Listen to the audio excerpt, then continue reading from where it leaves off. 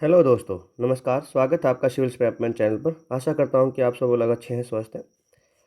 जैसा कि आप जानते हो कि हम इस पे करंट अफेयर्स डिस्कस करते हैं सिविल डेवलपमेंट चैनल पर, और दिसंबर तक के हमारे हो गए थे। अभी जनवरी और फरवरी का हमारा रेडी है। 3-3 लेक्चर जनवरी के आएंगे, 3 फरवरी के आएंगे, तो 6 लेक्चर्स में हमारा जनवरी फरवरी का जो बैकलॉग है वो कवर हो जाएगा। डिले ज़्यादा हो गया है, मैं मानता हूँ, लेकिन क्योंकि अभी यूपीपीसीएस के लिए हम इस पर ज़्यादा कंसर्न रहते हैं। यूपीपीसीएस का प्रीलिम्स का जो डेट आया है वो दिसंबर 2026 आया है, तो उस हिसाब से भी देखोगे तो हमारा बैकलॉग बहुत अच्छे से हम कवर कर सकते हैं और टाइमली कवर कर सकते हैं। रही बात एचपीएससी वालों के लिए, वो भी मैं इसी वीक में ये 6 लेक्चर्स के साथ जनवरी फरवरी कवर करा दूंगा। उसके लिए भी आप प्रॉब्लम फेस नहीं करोगे। ठीक है दोस्तों। और अब जनवरी से जो स्टार्ट होगा ना, वो पूरा अच्छा कम्प्रीहेंसिव, और मैंने उसमें कुछ और एडिशन किया है, कुछ और आप देखोगे कि सेग्रीगेशंस किया है न्यूज़ का। तो आप ये देखोगे, जैसे पॉलिटी गवर्नेंस, वही जो हम रखते हैं 3, पॉलिटी गवर्नेंस इकोनॉमी हम फर्स्ट पार्ट में करेंगे, environment ecology science tech and defence हम सेकंड पार्ट में करेंगे, और थर्ड में हम सारे के सारे टेबल फॉर्म वाले और वन लाइनर जैसे अवार्ड्स, ओबिचुरीज, अपॉइंटमेंट्स, मिसलेनियस, वो सब हम पार्ट 3 में कवर करेंगे। तो ठीक है दोस्तों, स्टार्ट करते हैं हमारा पार्ट 1 का डिस्कशन। और मैं ये आपको वादा करता हूँ दोस्तों, अगर आपने ये कर लिया ना, ये वन स्टॉप सोल्यूशन रहेगा आपके लिए। इससे बाहर कोई क्वेश्चन आता नहीं है। पिछली बार भी मैंने अपने नोट से देखा कि मुश्किल से ही कोई क्वेश्चन बाहर से आया। ठीक है, तो देखते हैं, चलो। तो सबसे पहले दोस्तों पॉलिटी। पॉलिटी में हमारा पहला जो टॉपिक है वो 8th पे कमीशन का है, कि 8th पे कमीशन असम ने इनिशिएटिव लिया। Assam become the first Indian state to formally constitute 8th pay state पे कमीशन।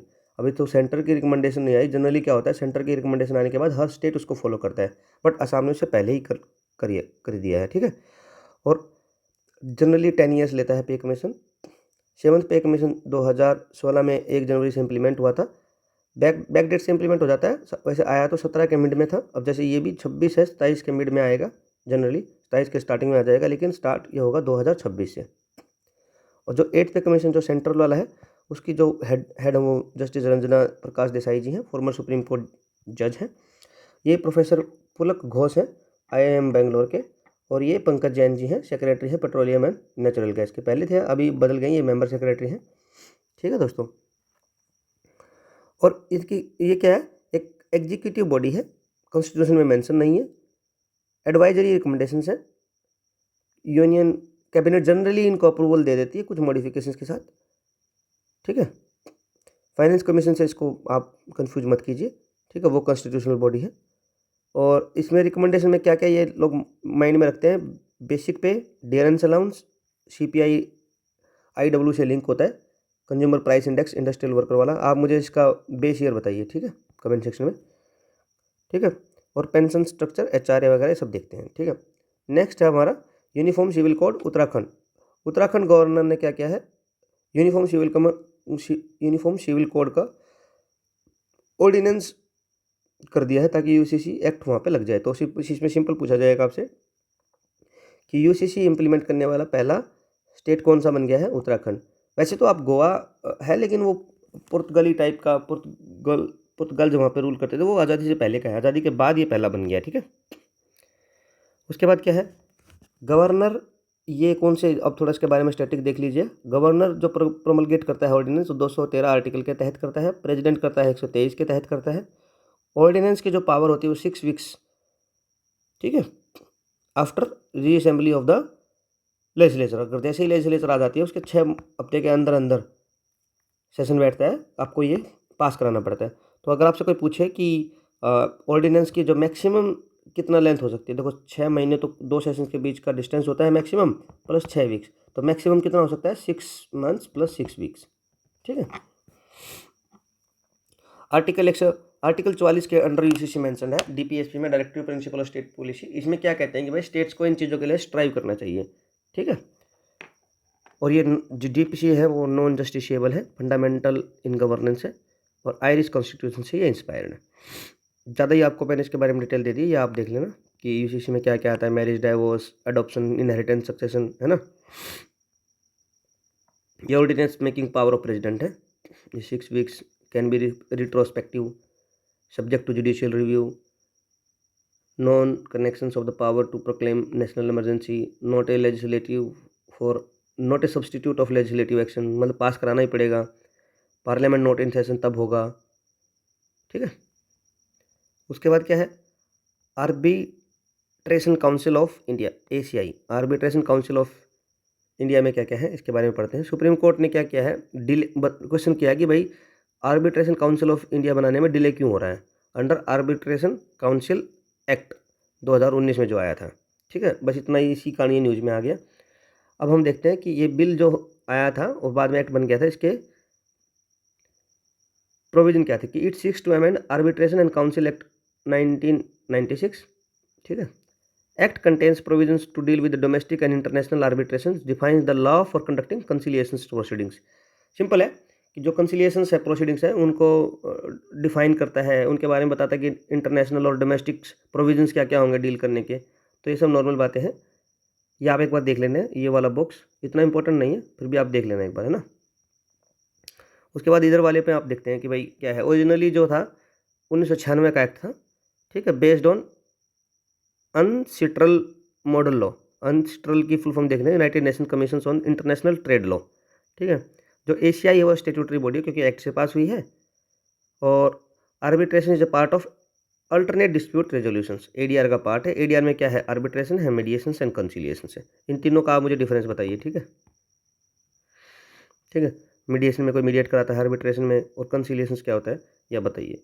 और इनके पास एक्चुअल में सिविल कोर्ट की डिग्री होती है, पास करते हैं। ठीक है, removal of two child norm, Telangana ने टू चाइल्ड नॉर्म का जो था प्रोविजन था उसको रिमूव कर दिया है। देखो लिखा, Telangana remove two child norms for contesting local body election.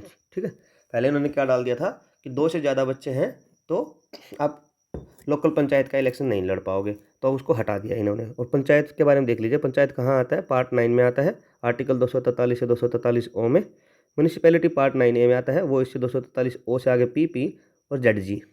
ठीक है, 73rd और 74th कॉन्स्टिट्यूशनल अमेंडमेंट एक्ट से 1992 में इंट्रोड्यूस हुए थे। आर्टिकल 243 के स्टेट इलेक्शन कमीशन के बारे में बताता है, और article 243I state finance commission के बारे में बताता है। ठीक है, और reservation of SC ST and women in local body is a constitutional mandate, ये आप याद रखना, ये मैंडेटरी है। OBC वाला डिपेंड करता है स्टेट के ऊपर, दे सकते हैं। ठीक है, ये मैंडेटरी है SC ST और वुमेन। ठीक है, अब आप इस मैं बताया ना था कि अभी जनवरी से थोड़ा न्यू पैटर्न है, तो ये न्यू पैटर्न ये है कि हम जो चीज़ न्यूज़ में आई है, नहीं तो हम यहीं पे छोड़ सकते थे कि भाई, हम पूछ सकते थे कि भाई लोकल बॉडीज में पहले इलेक्शन कंटेस्ट करने के लिए 2 बच्चों से ज़्यादा नहीं होने चाहिए, किसी स्टेट में था, अब उस स्टेट ने उसको रिमूव कर दिया। तो बताइए कौन सा स्टेट है, नीचे डाल दें तेलंगाना, आंध्रा, कर्नाटका, पंजाब, ऐसे करके, तो आंसर हो जाएगा आपका तेलंगाना। लेकिन अब की बात देखो, ये मैंने थोड़ा इसमें एक्सटेंड किया कि इसके आसपास अगर कोई आंसर क्वेश्चन आता है। ठीक है, उसके बाद क्या है, तुलु लैंग्वेज का क्या है, कर्नाटका का प्रपोजल है ना। तो कर्नाटका क्या चाहता है कि तुलु को सेकंड ऑफिशियल लैंग्वेज बना दे। ठीक है, अब जैसे ये न्यूज़ में आई तो लैंग्वेज वाला पूरा सेक्शन न्यूज़ में आ गया, है ना। और तुलु के बारे में इधर लिखा हुआ है, द तुलु लैंग्वेज के बारे में, कि भाई प्राइमरी रीजन क्या है, कहाँ का बोली जाती है, तुलु, तुलु नाडु, कोस्टल कर्नाटका जिसको बोलते हैं, और नॉर्थ केरला इंडिया में यहाँ पे बोली जाती है। ठीक है, ये इसका एरिया है। उसके बाद फैमिली एंड ओरिजिन क्या है, मेजर द्रविडियन लैंग्वेज है, साउथ द्रविडियन इनका ब्रांच है। ठीक है, ये इसका राइटिंग स्टाइल है। Use Kannada script today, historically है तिलागरी स्क्रिप्ट। पहले इसके पास तिलागरी स्क्रिप्ट होती थी, अब इसके पास कन्नड़ा स्क्रिप्ट में लिखी जा रही है। ठीक है, और रिच कल्चर है, associated with Yakshagana, folk theatre जो है, और भुटोकला, ये स्पिरिट वर्शिप है। ठीक है, भुटा कोला। ठीक है, और बाकी लैंग्वेज के बारे में देखो, इधर देख लीजिएगा, आर्टिकल 345 क्या कहता है, state legislature can adopt official language provisions are under part 17, ये याद कीजिएगा पूरा। UPPCS में तो डायरेक्ट पूछा जाता है, टेबल बनाई जाएगी, language provision part, emergency provision part this, ऐसे करके, तो पार्ट 17। ठीक है, 343 में क्या है, Hindi in Devanagari script as official language of the union, English continues under official language act 1963 के अंदर इसको इंग्लिश को कंटिन्यू किया गया। आर्टिकल 351 डेवलपमेंट ऑफ हिंदी के बारे में आपको स्टेप्स लेने हैं। 8th शेड्यूल में 22 लैंग्वेजेज हैं, और इसका कैसे आया, ऐसे आया 21वां शेड्यूल में चेंज हुआ, फिर 71 में हुआ, दोनों को प्लस कर दोगे तो 92 में इनमें चेंजेस हुए थे, मतलब ऐसे ऐसे लैंग्वेज ऐड हुई थी, तब जाके 22 हुई हैं। तो ऐसे था कुछ 4 4 ऐसे करके कुछ लैंग्वेज ऐड हुई थी और 1 ऐसे करके, ठीक है। तो 92nd कॉन्स्टिट्यूशनल अमेंडमेंट एक्ट में देखो ये 4 लैंग्वेज ऐड हुई थी। इसको आप BDSM से याद रख सकते हो, BDSM, ठीक है। BDS दो डेंटल वाला होता है में मास्टर्स, ठीक है। BDS में मास्टर्स, तो इसमें बोडो, डोंगरी, मैथिली और संथाली, ठीक है। 4 इसमें बाद में ऐड हुई थी। एक फिर आप ऐसे याद रख सकते हो निकोम्मा, निकोम्मा, उसमें क्या था, नेपाली, कोंकणी और यहाँ पे था मणिपुरी शायद, है ना। तो निकोम्मा वो उसमें 21st में ऐड हुई थी ऐसे करके। आप मुझे पूरा उसमें बताइए, कमेंट सेक्शन में बताइए पूरा का पूरा सेक्शन ये क्या था अमेंडमेंट। मैंने बता दिया कि अमेंडमेंट कैसे हुए थे, 21वां अमेंडमेंट, 71 अमेंडमेंट और 92nd। तो ये 92nd वाली तो मैंने यहाँ लिख दी, बाकी आप मुझे लिख के बताइए, ठीक है। अगर आप ऐसे रिवीजन करोगे ना तो बहुत फ़ायदा होगा। उसके बाद क्या है, UGC इक्विटी रेगुलेशंस 2026, है ना। सुप्रीम कोर्ट ने स्टे कर दिया है यूजीसी के प्रमोशन ऑफ इक्विटी रेगुलेशन 2026 को। अब उसमें बहुत बवाल हुआ था इस पर कि ये दिक्कत करेगा बच्चों में आपस में, मतलब और ज़्यादा प्रॉब्लम्स क्रिएट होंगी, वो सब इसमें आया था। तो UGC क्या है, university grant commission, UGC act 1956 के तहत इसको एस्टेब्लिश किया था और एजुकेशन आता है कंकरेंट लिस्ट में एंट्री नंबर 25 में। सुप्रीम कोर्ट का जुडिशियल रिव्यू की पावर 32, हाई कोर्ट की है 226, जिसके तहत इसको रिव्यू करके स्टे लगा दिया है। बेसिक स्ट्रक्चर डॉक्ट्राइन का पार्ट है जुडिशियल रिव्यू, ठीक है। अब UGC का वो देख लेते हैं क्या था, द न्यू UGC रूल्स, है ना, at a glance. Legally binding rules for all UGC recognise university and colleges, legally binding कर दिया सबके ऊपर, नहीं तो इनकी फंडिंग काट दी जाएगी, ठीक है। और 2012 का जो फ्रेमवर्क था उसको रिप्लेस कर दिया है। अब 13 जनवरी 2026 से नया आ गया। अब इसलिए पढ़ने की जरूरत नहीं, क्योंकि ये हम स्टे लगा दिया, अब आया ही नहीं है तो पूरा, है ना। Apply to central, state, deemed and private institution, सब पे लगेगा। Make equity a legal obligation not just a policy. तो इसमें क्या क्या आया था ना, देखो मैं आपको बताता हूँ जितना मुझे इसमें मैं आपको याद करना है कि एक तो इसमें क्या हुआ था कि कुछ अ, अ,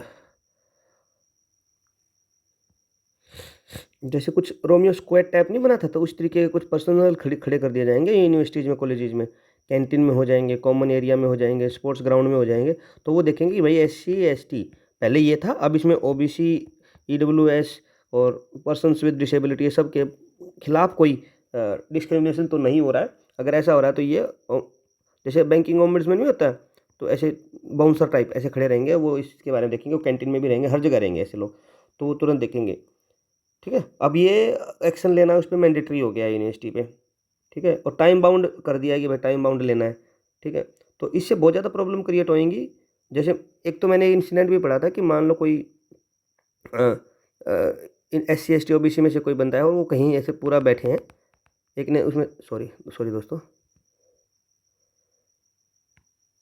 जैसे मान लो कहीं कोई टेबल है, कैंटीन में बैठे हैं और एक इसमें नॉन रिजर्व कैटेगरी का बंदा जाता है दूसरी टेबल पे बैठ जाता है, तो इसको भी डिस्क्रिमिनेशन माना जाएगा, ठीक है। इस तरीके से कि वो उनको डिस्क्रिमिनेट कर रहे हैं, ठीक है। तो इस पर काफ़ी विवाद हुआ था, तो फाइनली सुप्रीम कोर्ट ने इसको स्टे कर दिया है। और ये क्यों हुआ है कि भाई बहुत सारे रिपीटेड कास्ट बेस्ड डिस्क्रिमिनेशन आ गए, जो कि बहुत गलत है। और सुप्रीम कोर्ट ने रोहित वेमुला के केस में, पायल तंडवी के केस में, पहले ये हुए थे ना, रोहित वेमुला जानते हो आप, हैदराबाद यूनिवर्सिटी का वो स्टूडेंट यूनियन में भी थे, ठीक है। तो इनके केसेस के बाद सुप्रीम कोर्ट ने डायरेक्टिव भी दिए थे कि भाई कुछ ऐसे रूल लेके आओ ताकि यूनिवर्सिटी में इस तरीके का डिस्क्रिमिनेशन रुके, ठीक है। नेशनल स्पोर्ट्स एडमिनिस्ट्रेशन रूल्स 2026, ठीक है। सेंटर ने क्या है, मैंडेटेड कर दिया है athlete representation in national sports body. पहले क्या कोई भी मतलब बन जाता था एथलेटिक्स बॉडी का, नेशनल स्पोर्ट्स बॉडीज का हेड। अब क्या है, सेंटर ने मैंडेट कर दिया कि वो एथलीट का भी रिप्रेजेंटेशन उसमें हो, ठीक है। Minimum 4 athletes in general assembly, minimum age 25 रहेगी, एटलीस्ट 50% यूनियन वुमेन रिप्रेजेंटेशन होना चाहिए। और जो स्पोर्ट्स है वो स्टेट लिस्ट में है एंट्री नंबर 33 में, ठीक है। आर्टिकल 15 और 39D के तहत ये कुछ आप याद रख लेना, इसमें इंपॉर्टेंट नहीं है इतना, ठीक है। उसके बाद ये बिल देख लीजिए क्या क्या है। 5 pillars to strengthen our sports ecosystem, athlete representation, देखो पहला इंपॉर्टेंट है, ये आपसे मेंस में भी पूछा जा सकता है, ठीक है। इंडिपेंडेंट रेगुलेशंस, ठीक है। National sports board to be appointed as the central authority, मतलब स्टेट सब्जेक्ट है लेकिन सेंट्रल अथॉरिटी के तरीके से इसको अपॉइंट किया जाएगा। उसके बाद क्या है, फ्री एंड फेयर इलेक्शंस होंगे to be conducted through national sports election panel, safe sports environment, legal safeguard for women, minors and vulnerable groups, legal recourse, fast and cost effective redressal via sports tribunal. ये भी आप याद रखना, ठीक है। उसके बाद क्या है, paperless judiciary and assembly. Kalpetta Wayanad Kerala क्या है, फर्स्ट पेपरलेस डिस्ट्रिक्ट जुडिशरी बन गया है, इतना इंपॉर्टेंट है, ठीक है। उसके बाद तो क्या है कि भाई जुडिशरी के बारे में कुछ है कि भाई सीजीआई किस आर्टिकल के तहत 124(2) के तहत अपॉइंट किया जाता है। सुप्रीम कोर्ट में 65 ईयर्स का एक लिमिट है, हाई कोर्ट में 62 ईयर का लिमिट है। ई कोर्ट प्रोजेक्ट जो लॉन्च किया था 2007 में किया था। नागालैंड इंडिया का फर्स्ट पेपरलेस असेंबली बन गया था। कौन था फर्स्ट पेपरलेस असेंबली, कौन बन गया था, नागालैंड इंडिया का बना था। First paperless judiciary district judiciary कौन बना है, कलपेटा वायनाड केरला में, ठीक है। और केरला हाई कोर्ट बना था, इंडिया का फर्स्ट पेपरलेस हाई कोर्ट बना था, ठीक है।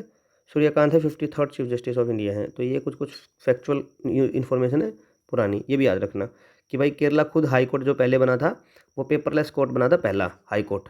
अब वायनाड कलपेटा वो बन गया है पहला डिस्ट्रिक्ट, ठीक है। उसके बाद क्या है, Lokpal of India foundation day है, ठीक है। Lokpal foundation day observe on 16 जनवरी को लोकपाल फाउंडेशन डे ऑब्जर्व किया जा रहा है। Established under Lokpal and Lokayukta act 2013 के तहत Lokpal is statutory body. Current chairperson कौन है, जस्टिस AM खानविलकर। कंपोजिशन क्या है भाई, chairperson plus up to 8 members हो सकते हैं। 50% होंगे judicial member, 50% SC ST OBC और वुमेन माइनॉरिटीज़ होंगी, ठीक है। प्राइम मिनिस्टर को भी इन्वेस्टिगेट कर सकते हैं बट विद सेफ गार्ड्स, ठीक है। Works along side with central vigilance commission के साथ, ये CVC एक्ट के साथ ये काम करते हैं, ठीक है। इधर भी यही होगा, देख लेना आप, ये आपको मैंने इस तरीके का डाल दिया है। सिलेक्शन कमेटी है ये इसकी, prime minister, speaker of Lok Sabha, leader of opposition, chief justice of India, supreme court या नॉमिनेट कर दे किसी चीज़ को, या एमिनेंट जुरिस्ट, ठीक है। सिलेक्शन बॉडी है ये और अप टू 8 मेंबर हैं, ये देख लिया है, ठीक है। ये की फीचर्स हैं, पावर ऑफ लोकपाल है, ये सब देख लेना। उसके बाद क्या है, इलेक्शन कमीशन कॉन्फ्रेंसेस, ठीक है। इलेक्शन कमीशन ऑफ इंडिया ने एक इंटरनेशनल कॉन्फ्रेंस होस्ट की थी on democracy and election management, IICDEM, ठीक है। India international conference on domestic democracy and election management, ठीक है। अथॉरिटी डिराइव्ड फ्रॉम आर्टिकल 324, ठीक है। ये तो इलेक्शन कमीशन के बारे में कुछ लिखा हुआ है, आप देख लेना एक बार, सिलेक्शन कमेटी वगैरह ये सब है, ज़्यादा इसमें इंपॉर्टेंट है नहीं क्योंकि आप बहुत पहले भी इसको पढ़ चुके हो, ठीक है, ठीक है। करंट CEC कौन है, ज्ञानेश कुमार। अब तो इनके खिलाफ एक महाभियोग लेके आया जा रहा है जिसमें बहुत सारे MP ने साइन करके दे दिया है, देखते हैं क्या होता है, अभी करंट न्यूज़ है ये तो, ठीक है। और CEC चीफ इलेक्शन कमीशन का जो रिमूवल होता है वो सुप्रीम कोर्ट जज की तरह ही होता है, कॉन्स्टिट्यूशनल बॉडी है, इन सब के इलेक्शन कंडक्ट कराती है, Lok Sabha, Rajya Sabha, state legislature, president और वाइस प्रेसिडेंट, ठीक है। और जो model of code of conduct लगता है वो स्टेट्यूटरी नहीं है और बट बाइंडिंग है, ठीक है। उसके बाद क्या है, 28 CSPOC, ठीक है। ये क्या है, conference of speaker and presiding officers of the Commonwealth, कहाँ हुई है, न्यू दिल्ली में। बस इतना याद रखना है कि 28th conference of speakers and presiding officer of the Commonwealth कहाँ हुई है, ये हुई है न्यू दिल्ली में, 28th है। प्रेसाइडेड किसने की है, लोकसभा स्पीकर ओम बिरला साहब ने की है, और 56 मेंबर कंट्री जिसमें पार्टिसिपेट करते हैं। सेक्रेटरीट हेडक्वार्टर है लंदन में है, और head of the Commonwealth is British monarch, symbolic है ये, ठीक है। और इंडिया ने 1947 में इसको ज्वाइन कर लिया था, ठीक है। इस तरीके से हमारा पॉलिटी खत्म होता है। नेक्स्ट है गवर्नेंस, ठीक है। गवर्नेंस में क्या है, फर्स्ट है इसमें परचम चैटबॉट। परचम चैटबॉट किसने लॉन्च किया है, मिनिस्ट्री ऑफ पंचायती राज ने, ठीक है। इन collection of the collaboration with the UNICEF. UNICEF क्या है, यूनाइटेड नेशंस, बताओ, वो चिल्ड्रन वाला ना इमरजेंसी फंड, ठीक है। ये digital companion of panchayat officials हैं, क्या है ये, digital companion of panchayat officials है। Integrated with Bhashini initiative under the ministry of electronics and IT, ministry of electronics and IT के, ठीक है। Sports voice notes and works in 22 schedule language, 8 schedule में जो 22 लैंग्वेजेज हैं उनकी वॉइस नोट्स उनके साथ काम करता है, ठीक है। ये क्या है, panchayat assistance and messaging chatbot है, तो कोई इधर लिखा हुआ, इतना इंपॉर्टेंट है। रिसेंटली पंचम चैटबॉट व्हाट इन न्यूज़, क्या है ये है panchayat assistance and messaging chatbot, आपको इतना ही बताना है बस, ठीक है। ठीक, उसके अलावा किसके इसके कोलैबोरेशन से है, यूनिसेफ के कोलैबोरेशन से है, ठीक है। पंचायत राज इंस्टीट्यूशन, ये आर्टिकल पार्ट 9 में 243 से पढ़ चुके हैं, पहले इंट्रोड्यूस हो चुका है। 3 टायर ये छोड़ दो, है ना, देख लेना, ठीक है। उसके बाद क्या है, पंखुड़ी पोर्टल। पंखुड़ी पोर्टल किसका है, ministry of women and child development का है। CSR पार्टनरशिप को फैसिलिटेट करने के लिए है, ठीक है। CSR provisions under section 135 company act 2013 के अंडर जो आते हैं कि भाई जिन कंपनी की नेटवर्थ 500 करोड़ से ज़्यादा है, टर्नओवर है 1000 करोड़ या उससे ज़्यादा है, नेट प्रॉफिट 5 या 5 करोड़ से ज़्यादा है, तो उसको टॉप % ऑफ एवरेज प्रॉफिट का CSR में देना है, ठीक है। Ministry of women and child जो स्कीम्स है जैसे मिशन शक्ति, मिशन वात्सल्य, पोषण अभियान, ये सब इंप्लीमेंट करती है। और CSR को फैसिलिटेट करने के लिए ministry of women and child development ने पंखुड़ी पोर्टल लॉन्च किया है। और ये पंखुड़ी देखो इधर लिखा हुआ, ministry of women and child development का है Pankhudi portal. A portal design to bring those individuals, NRIs, NGOs, देखो पूरा क्लियर लिखा है, थोड़ा इसको जूम कर देता हूँ। Those individuals, NRI, NGO and corporate involved in CSR at a common platform where they are aligned toward activities focusing nutrition, health, education, child welfare, women safety to empowerment and aligning with the 3 missions of the ministry। देख रहे हो, तो ये mission जो ministry के mission है उन सबसे अलाइन करने के लिए कि इनको जहाँ से CSR मिल सके, इंडिविजुअल हो, NRI हो, NGO हो, कॉर्पोरेट हो, उन सबको एक प्लेटफॉर्म पे लाने के लिए ये पोर्टल बनाया गया है पंखुड़ी, ठीक है। जैसे मिशन शक्ति, मिशन वात्सल्य, मिशन पोषण अभियान, इन सब मिशंस के लिए पैसा चाहिए। उसके बाद क्या है, बेटी बचाओ बेटी पढ़ाओ के 11 ईयर्स कंप्लीट कर दिए हैं, 22 जनवरी 2015 से लॉन्च हुआ था, ठीक है। किसका है, ट्राई मिनिस्ट्री था इसमें, ministry of women and child development, ministry of health and family welfare and ministry of education, जो भी HRD हो चुकी है, ministry of women and resource development हो चुकी है। ये इसका मेन क्या था कि भाई बेटी को बचाना भी है, सेक्स रेशो भी इंप्रूव करना है और उनके एजुकेशन का भी इम्प्रूवमेंट करना है, ठीक है। अब ये मिशन शक्ति के अंडर आ गया है, जिसमें संबल सब स्कीम के नाम से आ गया। अब क्या है, improve sex ratio at birth 918 2014-15 में था, 930 2023-24 में हो गया है, ठीक है। ये थोड़ा याद रखना। विज्ञान ज्योति, स्टेम्स मतलब साइंस, टेक्नोलॉजी, इंजीनियरिंग, मैथमेटिक्स में वुमेन को प्रमोट करने के लिए विज्ञान ज्योति आया था। 9वां vocational training for adolescent girls के लिए आया था। बाल विवाह मुक्त भारत, एंडिंग चाइल्ड मैरिज के लिए आया था। और ये PCPNDT एक्ट है, वो ये ना प्रीनेटल वो कि बच्चे की गर्भ मतलब सेक्स जांच ना हो, है ना, रेगुलेट सेक्स डिटर्मिनेशन, जो शादी से मतलब बच्चे होने से पहले सेक्स डिटर्मिनेशन होता है उस पर रोक लगाता है, ठीक है। उसके बाद क्या है, अन्ना चक्कर इनिशिएटिव, क्या है, Anna Chakra initiative developed by ministry of food and public distributions, world food programme and IIT Delhi. बस इतना याद रखना है कि भाई जो अन्ना चक्र इनिशिएटिव है किस किसने लिया है, एक तो इसमें department of food and public distribution है, वर्ल्ड फूड प्रोग्राम है और IIT दिल्ली है। मेन काम क्या है, data driven supply chain optimisation tool है, इम्प्रूव्स पब्लिक डिस्ट्रीब्यूशन सिस्टम को इम्प्रूव करेगा एफिशिएंसी को। और नेशनल फूड सिक्योरिटी एक्ट के अंदर आता है PDS। और national food security act provide subsidise food gains to 66% of the population, बहुत इंपॉर्टेंट है ये। और वर्ल्ड फूड प्रोग्राम का जो हेडक्वार्टर है रोम इटली में है, ठीक है। इसमें जितनी इन्फॉर्मेशन थी फैक्चुअल मैंने सारी डाल दी है कि भाई अन्ना चक्रा इनिशिएटिव रिसेंटली न्यूज़ में था, ये किसका है, department of food and public distribution, एक बाहर वाला ले लिया वर्ल्ड फूड प्रोग्राम जिसका हेडक्वार्टर रोम इटली में है, और एक फिर अपनी IIT दिल्ली है। इन सब ने मिलकर क्या किया है, पब्लिक डिस्ट्रीब्यूशन सिस्टम को इम्प्रूव या एफिशिएंसी बढ़ाने के लिए काम किया है। उसके बाद क्या है, प्रगति प्लेटफॉर्म भी क्यों न्यूज़ में, क्योंकि भाई 10 ईयर्स कंप्लीट कर दिए हैं। और प्रगति क्या है, proactive governance and timely implementation, ये प्रगति का बारे में है।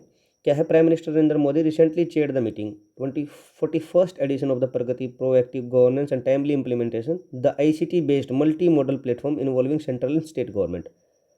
किस किसने इसको डिजाइन किया था, system has been designed in house by the PMO team with the help of the NIC, national informatics centre के द्वारा इसको बनाया गया था। की हाईलाइट क्या है कि भाई 2015 में लॉन्च किया था प्राइम मिनिस्टर ऑफिस से। प्रगति के क्या है भाई, 3 लेटेस्ट टेक्नोलॉजी बंडल की थी, जैसे digital data management, video conferencing and geospatial technology. ठीक है, it is a 3 tier system, PMO, urban government and secretaries and chief secretaries of the state इसमें मिलकर काम करते हैं। Prime minister will hold a monthly programme where he will interact with the government of India secretaries, chief secretaries of the different states, ताकि video conferencing से data timely उनके पास पहुंच जाए। बेनिफिट क्या है, एड्रेसिंग कॉमन मैन्स ग्रीवेंसेस बहुत easy कर दिया है ना। Simultaneously monitoring and reviewing important programmes and projects of the government of India as projects flagged by state government. मतलब भाई जो स्टेट गवर्नमेंट के भी प्रोग्राम चल रहे हैं उन वीडियो कॉल पे वो भी सब पता लगा लिए कि भाई उनका क्या रिव्यूइंग है, क्या उनकी मॉनिटरिंग है, सब उस पर कर ली, ताकि इससे क्या है सारे अगर इस पे पोर्टल पे आ जाएंगे तो उससे ट्रांसपेरेंसी और ई अकाउंटेबिलिटी भी मेंटेन हो जाएगी। ठीक है, आईसीटी बेस्ड प्लेटफॉर्म है, chaired by prime minister, integrate PMO, central ministry and state governments, focuses on infrastructure and flagship scheme monitoring. उसके बाद क्या है, एनपीएस वात्सल्य स्कीम, वही पफरडा की है। पफरडा क्या है, पेंशन फंड रेगुलेटरी अथॉरिटी है ना। और ये एनपीएस तो आप जानते हो, नेशनल पेंशन स्कीम।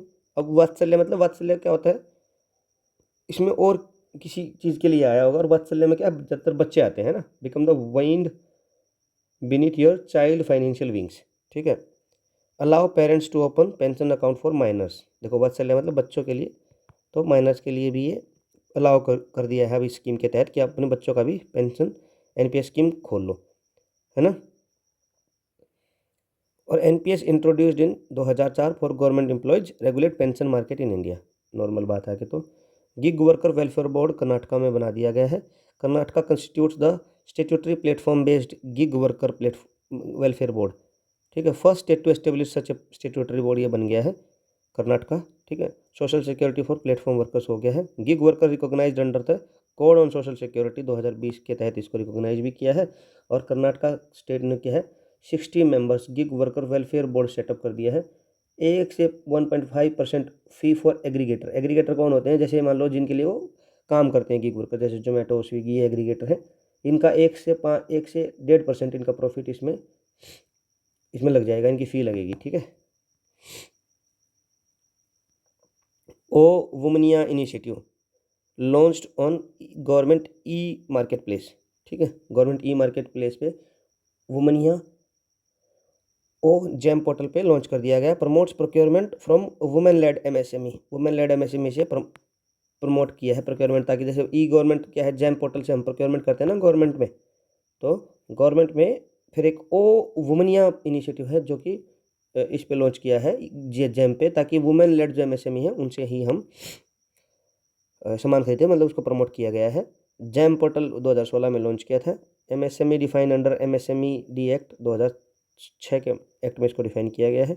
और इनकी लिमिट बदलती भी रहती है कि माइक्रो किसको कहते हैं, स्मॉल किसको। जैसे अभी लेटेस्ट आप मुझे कमेंट सेक्शन में करके बताइए कि 5 करोड़ प्रॉफिट है तो क्या है, 50 करोड़ प्रॉफिट है तो क्या है। MSME contribute around 30% of India GDP. 30% India की जीडीपी को कौन कंट्रीब्यूट करता है, एमएसएमई। ठीक है, और driving the 3% procurement mandate for women led MSME. 3% यहाँ लिमिट भी है। ठीक है, उसके बाद नेक्स्ट है राहावीर स्कीम, किसकी है, ministry of road and transport initiative है। ठीक है, रिवार्ड गुड स्मारिटन्स 25,000 रुपये दिए जाएंगे राहावीर को, है ना। Reward and recognition for a deserving super hero Rahveer, इसलिए उसका नाम वीर है। कैश रिवार्ड दिया जाएगा 25,000 रुपये का। और गोल्डन आवर क्या है, फर्स्ट 1 आवर आफ्टर एक्सीडेंट में आपको किसी भी हॉस्पिटल में जाके आप दिखा सकते हो। Supported by good samaritan guidelines, supreme court 2016 में जो दी थी। Road safety governed by motor vehicle act, ये इंपॉर्टेंट है। ठीक है, ठीक है, जो इनको लेके पहुँचाएगा ना हॉस्पिटल में गोल्डन आवर्स में, उसको बोलते हैं राहावीर। ठीक है, Aadhaar based property registration UP में आ गया। UP mandated Aadhaar based authentication for the property registration. ठीक है, आधार एक्ट 2016 में आया था, provide legal backing Aadhaar issued by UIDAI, unique identification authority of India, benami transaction regulated under the prohibition of benami property transaction act 1998 amended हो गया 2016 में। Property registration governed by the registration act, ये सारे इससे रिलेटेड है भाई, क्या किससे क्या रिलेटेड, किससे क्या चीज़ गवर्न की जाती है। और यूपी ने क्या कर दिया है कि भाई आधार बेस्ड ऑथेंटिकेशन कर दिया फॉर प्रॉपर्टी रजिस्ट्रेशन, ठीक है। इसमें नेक्स्ट है अपना national household income survey, conducted किसने किया है, ministry of statistic and programme implementation ने, conducted under national statistical office, ठीक है भाई, इतना याद रखना आपको।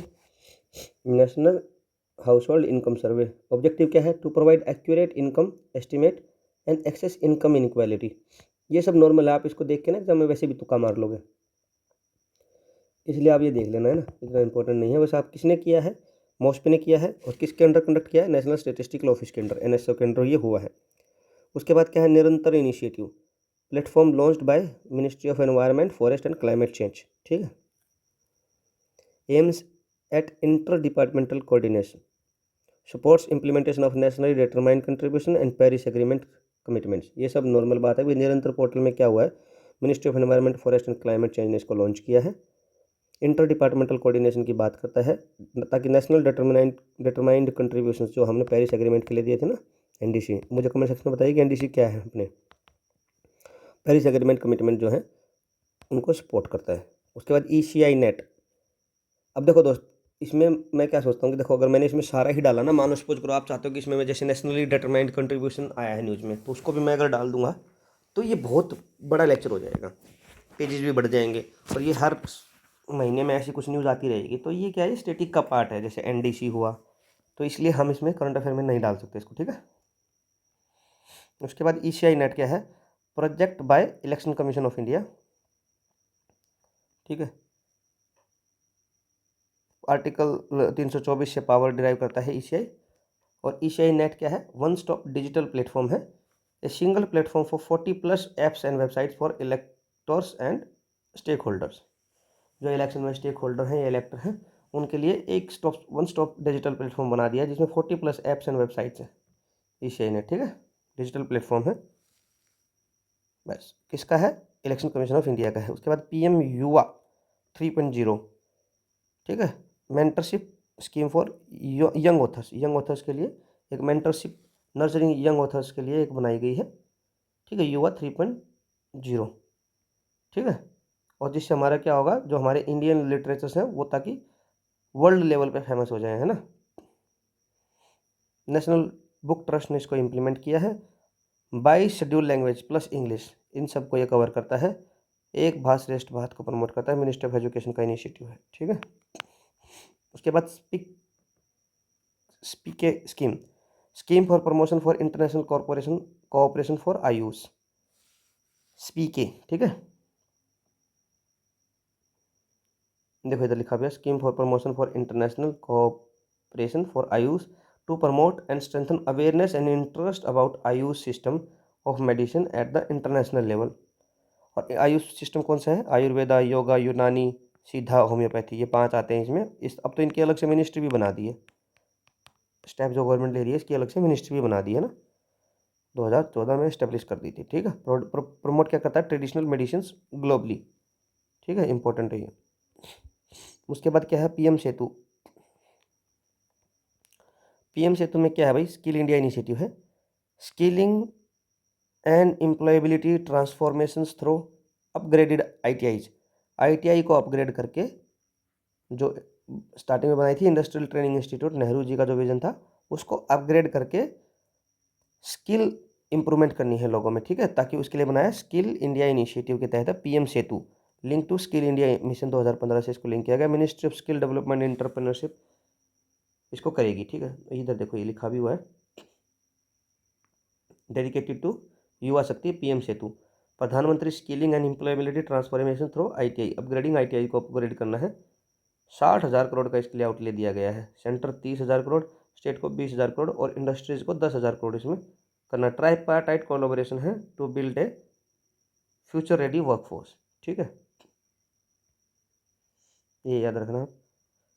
इसमें अब जो पार्ट 1 में तीसरा सेक्शन होता है हमारा इकोनॉमी का। अब हमारा आ गया इसमें इकोनॉमी, ठीक है। इकोनॉमी में देखते हैं क्या क्या न्यूज़ है। एक्सपोर्ट प्रिपेयर्डनेस इंडेक्स EPI 2024 क्या है, रिलीज कौन करता है, नीति आयोग करता है। ये 4th एडिशन है। महाराष्ट्र ने टॉप किया है ओवरऑल रैंकिंग में, followed by Tamil Nadu and Gujarat. तो यही आएगा कि भाई एक्सपोर्ट प्रिपेयर्डनेस इंडेक्स में 3 स्टेट कौन कौन से, सबसे पहले महाराष्ट्र, फिर तमिलनाडु और फिर गुजरात। ये आप याद रखना। इसमें उत्तर प्रदेश इसमें बहुत अच्छा इंप्रूवमेंट है, 4th रैंक आ गया है उत्तर प्रदेश का, ठीक है। Uttarakhand rank first among the small states में उत्तराखंड टॉप पे है, ठीक है। 4 पिलर्स पे बेस्ड है, policy, business ecosystem, export ecosystem and export performance. Includes 70 indicators include करता है। NITI Aayog formed in 2015, replaced planning commission. Chairperson कौन है, प्राइम मिनिस्टर है, ठीक है। ये लास्ट स्टेट की रैंकिंग है, महाराष्ट्र, तमिलनाडु, गुजरात, उत्तर प्रदेश, आंध्र प्रदेश, स्मॉल स्टेट में उत्तराखंड, ठीक है, जम्मू कश्मीर, नागालैंड। नीति आयोग निकालता है कौन फर्स्ट है, बस इतना याद रख लो। कौन कितने इंडिकेटर हैं, 70 इंडिकेटर है। इसके बाद इकोनॉमिक सर्वे 2025-26 का कुछ कुछ हाईलाइट्स हैं, वो देख लो। चीफ इकोनॉमिक एडवाइजर, ठीक है,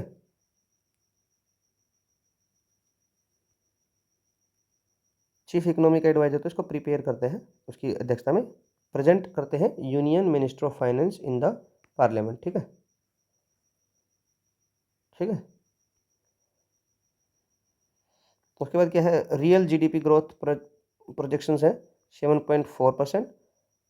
फाइनेंशियल ईयर 2027 का जो प्रोजेक्शन है वो है 6.8% टू 7.2% GDP ग्रोथ का। फिजिकल डेफिसिट टारगेट है 4.4% ऑफ GDP, ठीक है। India received record 135.4 billion remittance हमने रिकॉर्ड बनाया है, ठीक है, बिलियन डॉलर हमने रिमिटेंस हासिल किया है। प्रीपेड कौन करता है, department of economic affairs, ministry of finance. Physical deficit क्या है, excess of total expenditure over total, ये तो सिंपल डेफिनेशन है। FRBM ने एक्ट 2003 गवर्न फिजिकल डिसिप्लिन को गवर्न करते हैं, ठीक है। ये कुछ कुछ हाईलाइट्स थे, ये आप देख लेना, वरना तो हम अलग से बाद में क्या करेंगे ना, एक बजट का अलग से लेक्चर ले देंगे कि हाईलाइट्स का, कि भाई बजट में क्या क्या क्वेश्चन पूछा जा सकता है, बजट के टारगेट क्या है, बजट में कौन कौन सी स्कीम है। हालांकि जो जनवरी फरवरी महीने में जो हम कवर करेंगे उसमें मोस्टली इसकी स्कीम्स और कुछ कुछ फैक्ट हमारे डिस्कस भी हो जाएंगे। जैसे इसमें हमारे 5-6 फैक्ट है, ये आपको याद रखने के हैं। भाई अभी 26 के लिए जो GDP ग्रोथ है वो 7.4 बताई है, 27 के लिए प्रोजेक्शन ये है। Physical deficit target 4.4% of GDP रखा है, तो ये सब याद रखना है, ठीक है। नेक्स्ट है record rice production. Rice production बहुत अच्छा हुआ है, इंडिया ने ओवरटेक कर लिया चाइना को वर्ल्ड्स लार्जेस्ट राइस प्रोड्यूसर में, ठीक है। एक बार व्हीट का भी एक क्वेश्चन आया था जिसमें इंडिया आंसर था, हम कुछ और लगा के आए थे, 2000 UPSC में आया था, 19-20 में कुछ आया था, उसमें भी उस साल हम किसी चीज़ में व्हीट में टॉप आए थे। अभी हमने ओवरटेक कर लिया चाइना को वर्ल्ड का लार्जेस्ट राइस प्रोड्यूसर में, ठीक है।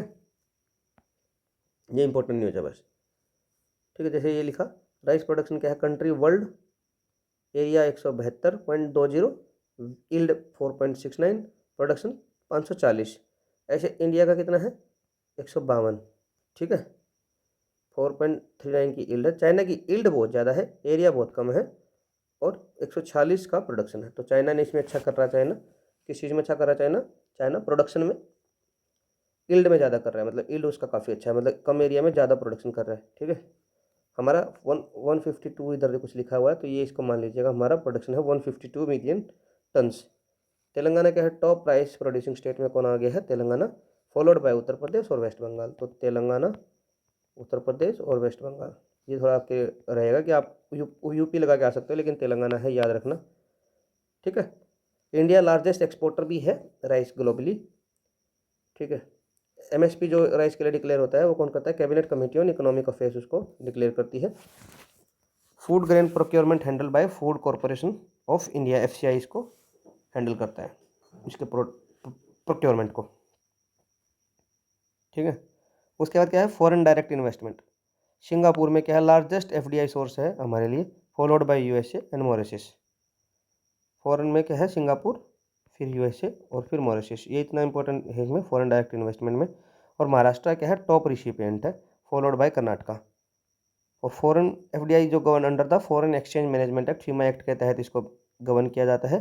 ऑटोमेटिक रूट और गवर्नमेंट रूट दोनों के बारे में आप डिफरेंस बताइए कि ऑटोमेटिक क्या है कि आप डायरेक्ट लगा सकते हो कुछ सेक्टर में, जैसे फॉर एग्जांपल फिर एनर्जी सेक्टर हुआ, एटॉमिक सेक्टर हुआ, उसमें गवर्नमेंट रूट से मतलब परमिशन के साथ, गवर्नमेंट की परमिशन के साथ कर सकते हो। और उसमें लिमिट भी होती है कि भाई 74%, पहले 49% था, फिर 74% हुआ, फिर अभी 100% कर दिया। किसके केस में बताओ? पेंशन के केस में। तो ऐसे आप याद रख सकते हो कि भाई कहाँ से कितना फॉरेन डायरेक्ट इन्वेस्टमेंट हमारा आ सकता है। ठीक है, दिनेश खारा कमेटी शायद बनी थी, मुझे जितना याद आ रहा है, पढ़ाया भी था मैंने। ठीक है, department of industrial and training regulates FDI policy, FDI policy को रेगुलेट करता है डीपीआईआईटी। ठीक है, ठीक है, ये इधर कुछ लिखा भी है। हाँ देखो, ये मैंने बड़ा अच्छा बनाया था। ठीक है, इसके लिए बहुत मेहनत लगी थी दोस्तों। ये तो बहुत पुराना आंकड़ा है। ठीक है, ये सिंगापुर, यूएसए और मॉरिशस, ये आप याद रख सकते हो, वही है आज की भी, सिंगापुर, यूएसए और मॉरिशस। ठीक है, ये 2020-21 का, इसको छोड़ दो। अब ये $135 हो गया है बिलियन। ठीक है, की सेक्टर तो यही रहेंगे, IT, automobile, infrastructure and pharma, बाकी छोड़ दो इसमें से, है ना। उसके बाद क्या है? कैटास्ट्रॉफिक बॉन्ड, कैट बॉन्ड किसने किया है? केरला ने। Kerala plans to issue catastrophic bond, investor get high yield, high yield मिलता है इन्वेस्टर्स को। ठीक है, इसमें क्या होता है कैटास्ट्रॉफिक बॉन्ड में जनरली? देखो ये क्या है, how it works, what are cat bonds? Insurance linked security that pay out in case of major disaster. जैसे आप हेल्थ इंश्योरेंस लेते हैं, जैसे कैटास्ट्रॉफिक भी है कि आपने कुछ पैसा दिया, ठीक है, अगर आपका बाद में कोई कैटास्ट्रॉफिक इवेंट आती है, मतलब कुछ बाढ़, भूकंप, ऐसा कुछ आता है, तो उसमें आपको नुकसान होता है, तो आपको पैसा वापस मिल जाएगा। मान लो आपने 10,000 रुपये पर ईयर देना है, तो आपको 10 लाख रुपये मिल जाएगा ऐसी इवेंट आई तो। नहीं आई तो आपका 10,000 रुपये चला जाएगा। तो इस तरीके से हम बोलते हैं इसको कैटास्ट्रॉफिक बॉन्ड। ठीक है, आप ये देख लीजिएगा कि why types of natural disaster covered कौन कौन सी, जैसे earthquake, hurricanes, wildfires. Benefit for the issuer, transfer risk to the investor, investor के ऊपर रिस्क आ जाता है। Reduce financial exposure, provide quick pay out, diversify risk, pay out to cover losses. जैसे मतलब बाढ़ में आपका घर का नुकसान हो गया, किसी भी चीज़ का नुकसान हो गया, सबको ये कवर करेगा, जिसको बोलेंगे cat bonds. Sell coat cat bond to investors, investors पैसा लगाएगा, इशूअर एंड इंश्योरेंस कंपनी, ये सब नॉर्मल बात है, वही जो मैंने समझाया वही है। आप प्रिंसिपल भी खोदोगे, if pre defined disaster occurs. ठीक है, used for disaster risk financing, link to climate resilient funding, often issued है स्पेशल पर्पज व्हीकल। ये नॉर्मल चीज़ है। इस केरला ने किया है लॉन्च, सबसे पहले तो ये इंपॉर्टेंट है और आपको इसके बारे में पता होना चाहिए क्या है।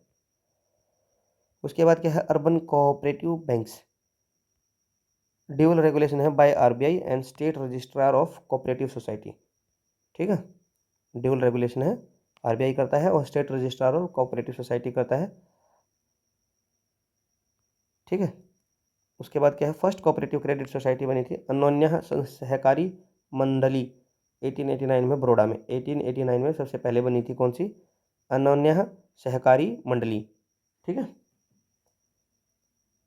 फर्स्ट कोऑपरेटिव क्रेडिट सोसाइटी थी। उसके बाद क्या है? Banking regulation act amended in 2020 to strengthen RBI oversight, RBI की ओवरसाइट इस पर बढ़ा दी थी। RBI considering resuming new license, जितने भी न्यू लाइसेंस मिलेंगे अब आरबीआई देगा, उसको सोच रहा है आरबीआई अपने पास लेके आने की। ठीक है, अर्बन और सेमी अर्बन एरिया में ये ऑपरेट करते हैं। अटल पेंशन योजना, कैबिनेट अप्रूव्ड कंटिन्यूएशन टिल 2030-31 तक, फाइनेंशियल ईयर तक इसको कंटिन्यू करने के लिए बोला है। अटल पेंशन योजना को 2015 में लॉन्च किया था, एडमिनिस्टर्ड बाय पफरडा। होता क्या है? गारंटी पेंशन मिलती है आपको 1,000 से 5,000 depending on your contribution, unorganised sector को कवर करती है। Global initiative innovation index, sorry global innovation index क्या है? इंडिया का रैंक आया 38th और 2019 में हमारा था 66। बहुत अच्छा इंप्रूवमेंट है। ठीक है, इनोवेशन में कौन करता है? विपो, world intellectually intellectual property organization इसको रिलीज करता है। हेडक्वार्टर कहाँ है विपो का? जिनेवा में। ठीक है, और क्या करता है? Measures innovations inputs and outputs. इसमें दोस्तों मैं टॉप टॉप पर लिखना भूल गया, तो आप रैंक वन लिख लो। रैंक वन क्या है? स्विट्जरलैंड, स्विट्जरलैंड रैंक वन है, स्वीडन रैंक टू है, यूनाइटेड स्टेट रैंक थर्ड है। इतना लिख लो इसमें, स्विट्जरलैंड, स्वीडन और यूनाइटेड स्टेट्स। ठीक है, ये 3 और लिख लो इसमें आप। नेक्स्ट है India EU free trade agreement, mother of all deals, जिसपे अपने ट्रम्प साहब चिढ़ भी गए थे मदर ऑफ ऑल डील्स बोलने पे। अभी क्या है, EU में सेटिस्फाई हो गया कि भाई रिडक्शन, ड्यूटी रिडक्शन हो गया 90% on Indian export. Bilateral trade 120 billion euro से ज़्यादा हो जाएगा। 27 मेंबर कंट्री हैं। ठीक है, अब ये क्या होगा, हर कंट्री अपने पार्लियामेंट में या वहाँ के हाउस में पास कराएगा और फिर ये फ्री ट्रेड एग्रीमेंट हमारा लग जाएगा। एक्सपेक्टेड है कि 1 साल में ये सारा काम हो जाएगा। EU का जो हेडक्वार्टर है ब्रुसेल्स बेल्जियम में है, तब इसकी डिटेल्स आएंगी, तब देखेंगे। अभी तो इतना ही पूछा जाएगा, मदर ऑफ ऑल डील्स वाली न्यूज़ क्या है। ये फ्री ट्रेड एग्रीमेंट है इंडिया और यूरोपियन यूनियन का। अब जब तक कोई चीज़ पास हुई नहीं है तो उसके बारे में हम ज़्यादा बात मतलब नहीं करें, क्योंकि पब्लिक डोमेन में आई है, बट अभी हर कंट्री को पास करनी बाकी है। जैसे क्या है, व्हाट इज़ द इंडिया, ये है क्या, फ्री ट्रेड एग्रीमेंट है to boost trade and investment between India and EU। उसके बाद क्या बेनिफिट क्या है, boost trade and export, economic growth, ये सब नॉर्मल बात है। की नेगोशिएशन एरिया कौन कौन से थे, trade in goods service investment digital trade agriculture pharma sustainability and environment, ये सब था। ठीक है, एशिया मैन्युफैक्चरिंग इंडेक्स में इंडिया का रैंक है 6th, चाइना हमेशा फर्स्ट पे, मलेशिया सेकंड पे, वियतनाम थर्ड पे। ये एशिया का मैन्युफैक्चरिंग इंडेक्स है। ठीक है, याद रखना, चाइना तो 25 में भी टॉप पे था, यहाँ भी टॉप पे है। यहाँ बस मलेशिया थर्ड पे था, सेकंड पे आ गया, वियतनाम सेकंड पे था, थर्ड पे चला गया, और इंडिया वही 6th पे है। इंडिया से आगे सिंगापुर और साउथ कोरिया भी है। ठीक है, उसके बाद क्या, Fino payment bank conversion, RBI ने अप्रूव कर दिया है conversion into small finance bank में। ठीक है, ये कंसेप्ट 2015 में स्मॉल फाइनेंस बैंक का इंट्रोड्यूस हुआ था, RBI रेगुलेट करता है। Payment banks can not land, SFB can provide full banking services. पहले पेमेंट बैंक था ना, फिनो पेमेंट बैंक, इसको अब स्मॉल फाइनेंस बैंक में कन्वर्ट करने के लिए बोल दिया है किसको, फिनो पेमेंट बैंक को। तो आपको इतना पता होना चाहिए कि भाई इसको फ़ायदा क्या होगा। अब स्मॉल फाइनेंस बैंक है, अब सारे बैंकिंग सर्विसेज प्रोवाइड कर सकता है, पेमेंट बैंक लैंड नहीं कर सकता था। ठीक है, ship building financial assistance scheme 2036 तक वैलिड है। Promotes indigenous ship building, sports blue economy में fishery, maritime trade, ports, offshores, energy, ये सब आते हैं। ठीक है, इंडिजिनियस शिप बिल्डिंग के लिए हमने बोल दिया है, ये इधर देखो, स्मूथ सेल एलोकेशन क्या है रुपीज़ में, maritime development fund 25,000 crore, ship building financial assistance 24,736 crore. देखो, शिप बिल्डिंग डेवलपमेंट 19,989 करोड़। ठीक है, national mission on ship building है, 30% मिनिमम डोमेस्टिक वैल्यू एडिशन हो जाएगी। ठीक है, शिप बिल्डिंग में 30% मिनिमम डोमेस्टिक वैल्यू एडिशन होनी चाहिए, तब वो शिप बिल्ड होगा। बाकी आप बाहर से भी लेके आ सकते हो, और ये पैसा इसके लिए अलोकेट किया है। ठीक है, अब हमारा टारगेट है कि शिप्स और चिप्स दोनों इंडिया में बनाएंगे। ठीक है, उसके बाद क्या है, design linked incentive scheme. Design linked incentive scheme किसकी है, मिति की है। ठीक है, मिनिस्ट्री ऑफ इलेक्ट्रॉनिक्स बोलिए ना। ठीक है, ministry of electronics and information technology, MeitY, ministry of electronics and information technology. ठीक है, आत्मनिर्भर सेमीकंडक्टर इकोसिस्टम। ठीक है, design linked incentive DLI scheme. उसके बाद क्या है, support semiconductor design, offers 50% of reimbursement, part of Semicon India programme, link to promotion production linked incentive, PLI framework से इसको लिंक किया गया है। CDAC to establish semiconductor design infrastructure under the scheme and make available to supported companies, ये सब normal है। Tenure क्या है स्कीम का, 5 ईयर्स रहेगा, 2022 से स्टार्ट करके। ठीक है,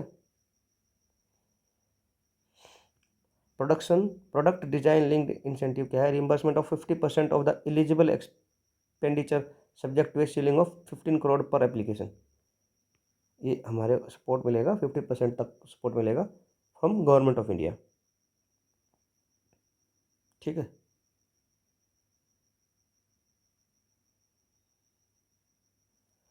बाकी आप देख लेना, इसमें इतना इम्पोर्टेंट नहीं है। लिबरलाइज्ड रिमिटेंस स्कीम, ये अब इसमें क्या है, आप कितना अपने घर वालों को बाहर भेज सकते हो, उसमें थोड़ा लिमिट को बढ़ा दिया है। अब $2.5 लाख तक पर फाइनेंशियल ईयर आप उनको भेज सकते हो। ठीक है, एप्लीकेबल टू रेजिडेंट इंडिविजुअल जो काम करते हैं, जो रिमिटेंस वगैरह पैसा वगैरह अपने घर वालों को भेजते हैं, उनके लिए ये आरबीआई अप्रूवल चाहिए बियॉन्ड लिमिट। अगर आपको फिर भी किसी इमरजेंसी केस में ज़्यादा भेजना है तो आरबीआई की अप्रूवल लगेगी।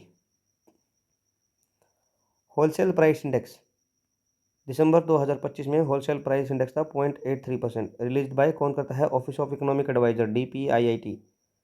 ठीक है, department of policy promotion of industrial and trade. ठीक है, बेस ईयर क्या है? 2011 से 12 है।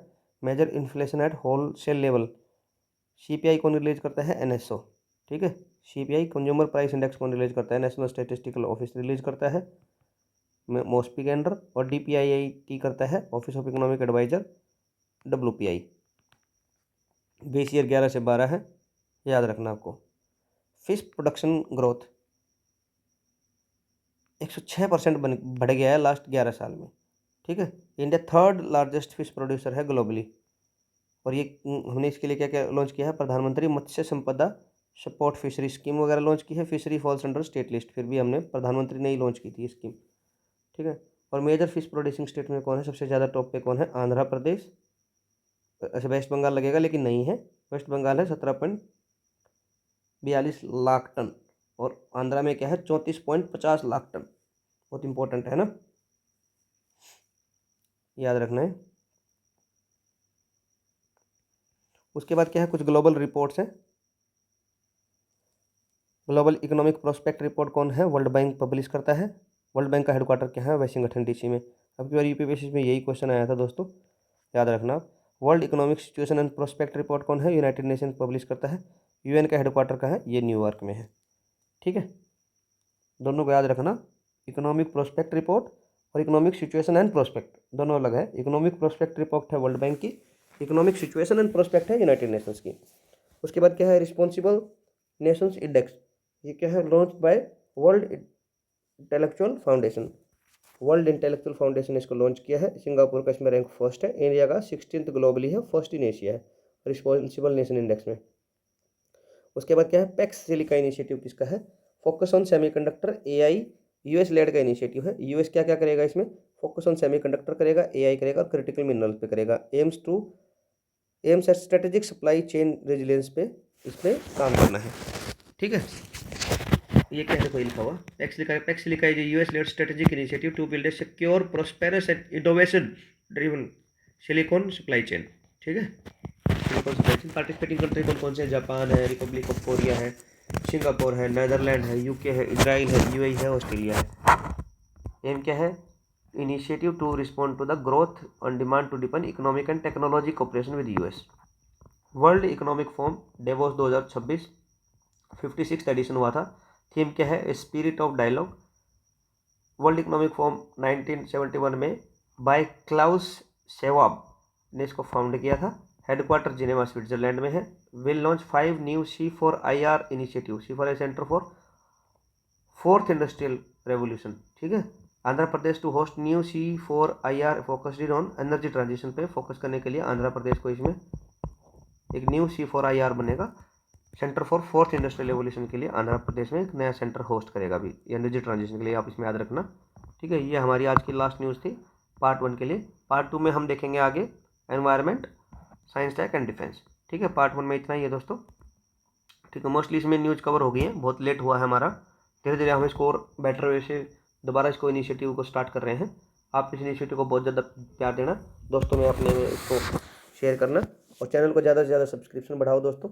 अभी क्या करा करेंगे ना, जैसे जो महीना अपना जनवरी जैसे मान लो कवर हो जाएगा तो फरवरी जब कराएंगे, फरवरी महीने में जनवरी के MCQ भी चलाने की कोशिश करेंगे। ठीक है, मान लो 10 MCQ डेली के करा दिए, 20 करा दिए, एक दिन छोड़ के 25 करा दिए, ऐसे करके हम इसका देखेंगे, पूरा ध्यान रखेंगे। ठीक है, पार्ट 1 को आप ज़्यादा से ज़्यादा प्यार दीजिए और पार्ट 2 के लिए कमेंट सेक्शन में बताइए।